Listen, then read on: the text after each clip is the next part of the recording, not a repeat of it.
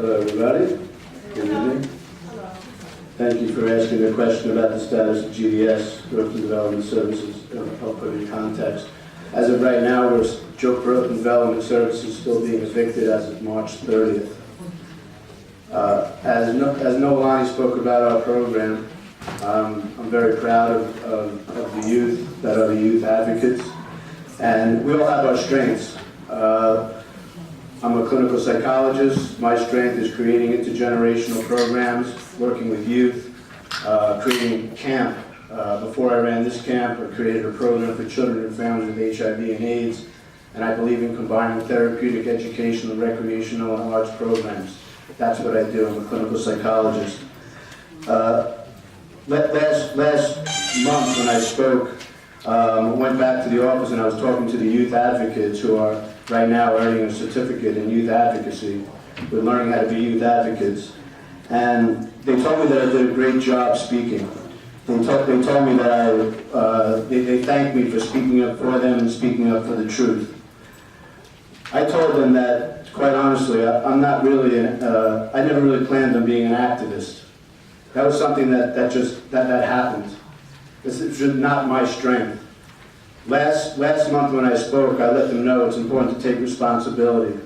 I don't think that many people understand or realize what had happened, which was just a couple of minutes before I started to speak, I got an email about why GDS was being evicted. I've been evicted, we had 10 days left, and I didn't know why we were being evicted. Imagine you building your home for 16 years. Imagine it being rubble and you actually raising money and building a home in the Heights. And then all of a sudden you get an eviction letter and in 30 days you have to leave. How would you feel? Well, I was very upset, and I still never understood the reasons, and I still don't. The reasons are not fair. Our program is needed. But I do want to take responsibility because I'm a role model. And last month, Richard, I apologized to you because I was very upset. I wanted the video to tell the story as to what happened to GDS. And I was abrupt with you and I apologize. But if you were being evicted from your home, hopefully you'll understand. And I apologize to you. To teach others, the youth that we work with, to take responsibility. I'm very grateful to Community Board 12 for helping to pass this resolution unanimously and to help us stay there until March 30th. I'm very grateful to each and every one of you that voted, and especially the Housing and Human Services Committee. I've seen how much time you put into that, and I'm really honestly grateful for that. We're still being evicted. I'm grateful for the public officials saying that we are endorsing our program. We have many community partners. We want to stay. It does not work for GDS to leave. We cannot leave our home in the Heights.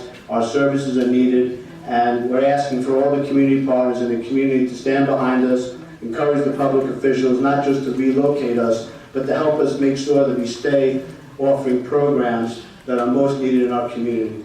Again, thank you for giving us a platform to advocate, and I'm very grateful to all of you and Community Board 12.